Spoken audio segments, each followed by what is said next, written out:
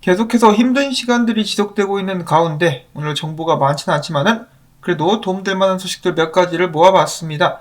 자, 방송을 시작하기 전에 제가 어제 이 정도 공포는 과거에 비해서는 아무것도 아니다라고 말씀을 드렸었다가 몇몇 분들께서 그런 건 좀 아니지 않느냐라고 말씀을 해주셨었는데, 자, 근데 과거 이 정도로 떨어졌을 때 제가 침울하게 방송을 하면은 왜 이렇게 목소리에 힘이 없냐라고 많은 분들이 지적을 해주셔가지고 제가 좀 밝게 방송을 해보고 있습니다. 그런 점들 양해를 해주실 수 있으면 좋겠고요. 자, 일단 오늘 첫 번째 소식, 이번 주에 뭐가 있습니까? 연준의 FOMC 미팅이 있습니다.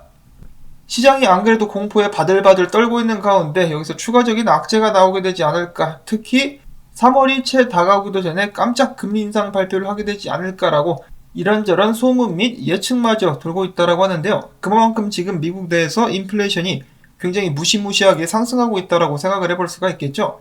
연준 미팅 같은 경우는 현지 시간으로 25일에서 26일 양일간 열릴 예정인데, 월가 같은 경우는 다가오는 3월 연준이 금리를 0.25% 인상시킬 가능성이 90% 이상이다라고 예측을 하고 있다고 합니다. 자, 근데 문제는 만약에 3월부터 정말로 인상이 시작이 된다. 그러면 올해 총 몇 차례 올리느냐? 그것이 이제 관건이라고 볼 수가 있겠죠. 골드만삭스 같은 경우는 JP모건이랑 비슷한 의견인데 3월부터 시작해가지고 올해 모든 FOMC 미팅상에서 금리를 올려가지고 올해만 총 7번 정도 금리를 올릴 수 있게 될 수도 있다라고 예측을 했다라고 합니다. 골드만삭스의 경제학자 같은 경우는 이야기하기를 연준이 올해 3월부터 매분기 총 4차례 금리를 인상하고 양적 긴축을 7월부터 시작할 수 있겠는데, 근데 만약에 인플레이션 압력이 더 올라갈 위험이 있다라고 판단이 된다? 그러면은 모든 FOMC 미팅 때마다 금리를 올려가지고 3월, 5월, 6월, 7월, 9월, 11월, 12월 계속해서 금리를 인상할 가능성도 있다라고 이야기를 했다라고 합니다. 자, 무시무시하죠? 지금 계속해서 언론에서 겁을 주고 있습니다. 투자자들을 더 털어버리기 위해서 이렇게 하는 것인지 모르겠는데 계속해서 겁을 주고 있는데, 금리 인상이 나올 것 같긴 한데 개인적인 생각으로는 이런 식으로 엄청나게 금리를 인상하지는 못할 것 같습니다. 왜냐? 미국의 빚이 얼만데요. 기업들부터 시작해가지고 서민들까지 빚이 너무너무 많아가지고 이런 식으로 금리를 올렸다가는 걷잡을 수 없는 사태가 발생할 수가 있겠습니다. 그래서 금리 인상은 이루어질 것인데 다만 그렇게까지 큰 폭으로 올리지는 못할 것이라고 예상을 해봅니다. 그래서 인플레이션 같은 경우는 계속해서 오르겠지만은 그렇게 가파른 속도로 오르지는 않는 그런 모습이 되지 않을까라고 개인적으로는 예측을 해보고 있습니다. 다음으로 해서 미국 민간은행들이 구성하는 어소시에이션인 USDF가 얼마 전에 은행들이 활용하게 되는 스테이블 코인인 USDF를 발행하게 되었다라고 발표를 했었는데요.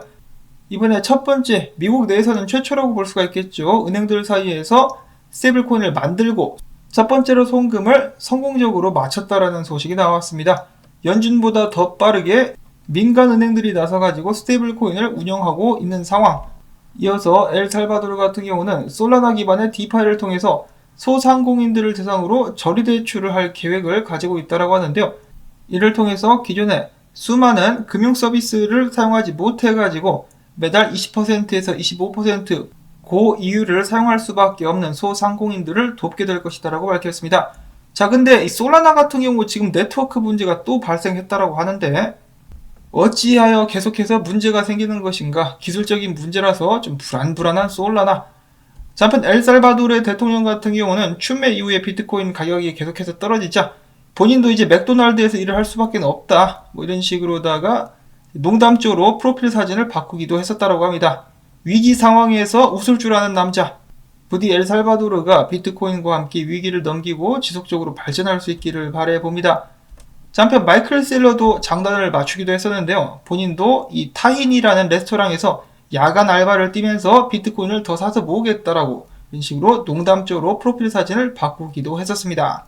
자, 이렇게 패스트푸드 레스토랑에서 알바를 하겠다라고 농담적으로 이야기하고 있는 이 두 명의 리더들과는 달리 최근 비트코인에 대해서 긍정적인 발언을 해가지고 크게 화제가 됐었던 UFC 헤비웨이급 챔피언 은간우 선수가 이번에 타이틀 방어전에 성공하면서 파이트머니 및 승리수당의 절반 30만 달러가량을 비트코인으로 받게 될 것이라고 합니다. 저가 매수를 타이밍 좋게 들어가고 있는 은간우 선수. 자, 물론 비트코인이 다시 올라와야만 이번 이 매입이 빛을 발할 수가 있겠죠. 자, 한편 비트코인 가격 상황 같은 경우는 여전히 그닥 좋지가 않습니다. 반등하지 못하고 지속적으로 떨어지고 있는 비트코인.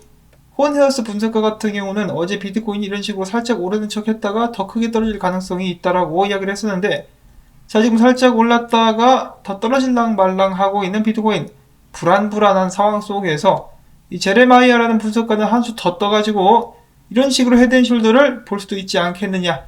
그랬을 때 기술적인 예측가가 24,000달러더라라고 하면서 더욱더 이 공포를 조성하고 있는 모습이 보여졌었는데, 거기까지 안 가 임마, 안 간다고. 자, 물론 장담은 못하겠지만은 그래도 안 가. 다음으로 스칸 멜커 분석가는 이야기를 해주기를, 만약에 비트가 지금부터 한 번 더 떨궈가지고 4시간 봉을 34,537달러 아래서 마감을 하는 동시에 RSI가 상대적으로 강세를 보여줄 수 있다. 그러면 불리시 다이버전스가 나오면서 반등이 어느 정도 나오게 되지 않을까라고 하면서, 그렇게 되면은 롱을 한번 때려볼 수도 있겠다라고 이야기를 하기도 했었습니다. 자, 한편 지금 현재 비트코인의 큰 그림을 봤을 때, 이 월봉을 봤을 때 비트코인은 지금 현재 월봉 지지라인 및 20MA 이동평균선의 지지를 받고 있는 상황이라고 합니다. 이 두 개의 지지가 동시에 지지하면서 지지를 하고 있는 상황. 한편 20MA 같은 경우는 2020년도 때 전염병 사태 때 한번 크게 흔들리면서 터치를 한 이후로는 2년 만에 처음으로 비트코인이 터치를 하게 되는 상황이라고 합니다. 지금부터 반등이 나올 수 있으면 정말 좋겠다라는 바람을 가져보네요. 자, 근데 어떻게 될지는 연준의 발표와 미국 증시의 움직임에 따라 크게 좌우되게 될 것 같습니다. 어떻게 될지 이번 주 또 가슴을 졸이지는 않겠지만은 그래도 지켜보도록 하겠습니다. 다음으로 마치기 전에 기타 소식 몇 가지 또 살펴보도록 하겠는데요. 러시아 같은 경우 암호화폐 채굴과 금 기반 스테이블 코인 정도는 허용하게 될 것이다라고 외신에서 보도를 했었다라고 하고요. 마이크로스트레러지의 CEO인 마이클 셀러 같은 경우는 비트코인이 드디어 보수적 거시경제 분석가들의 지지를 받기 시작했다라고 밝히기도 했었습니다. 근데 비트코인은 최근에 고래들의 압박에 이어서 이번에는 채굴자들이 비트코인을 던지면 어쩌나, 그러한 위기감을 또 느끼기 시작했다라고 합니다. 세력들에 이어서 이번엔 채굴자들까지. 자, 이렇게 비트코인이 압박을 받자 누가 날뜁니까? 피터 시프가 깐죽깐죽거리면서 날뛰자 노보그라츠가 빡쳐가지고 우리 내기 한번 합시다. 1년 후에 2023년도에 만약에 비트코인 가격이 35,000달러 이하면은 내가 당신에게 100만 달러를 주겠소. 근데 만약에 35,000달러 이상이다, 100만 달러 내놔. 내기 한번 갈까? 쫄리면 뒤지시든가, 이런 식으로 이야기를 했다고 하는데, 피터 시프가 자 과연 이 내기를 받아들일 것인가, 얼마나 강단 있는 남자인지 한번 지켜보도록 하겠고요. 자, 그 다음에 이더리움 같은 경우는 17개월 만에 손해를 보고 있는 지갑 숫자가 가장 많은 상황이라고 합니다. 이런 상황 속에서도 BNB 최대 거래 월렛은 이더리움 6만 1000개를 매입하는 모습을 보여주기도 했었다라고 합니다. 자, 가격이 떨어지고 있는 가운데서도 지속적으로 소각이 되고 있는 이더리움, 한번 저력을 보여주면서 암호화폐 시장을 견인할 수 있으면 좋겠다라는 영화 같은 연출을 한번 기대해 봅니다. 그리고 이어서 스페이스X, 테슬라 등으로 이미 어찌 보면은 괴짜이자 천재 같은 이미지를 가지고 있는 일론 머스크가 올해부터 사람 뇌에 칩을 이식하는 뉴럴링크를 사람 대상으로 시험하겠다라고 밝혔네요. 사람들 머리에 칩을 심어가지고 강제로 도지코인을 사기 만들려는 수작이 아닌가?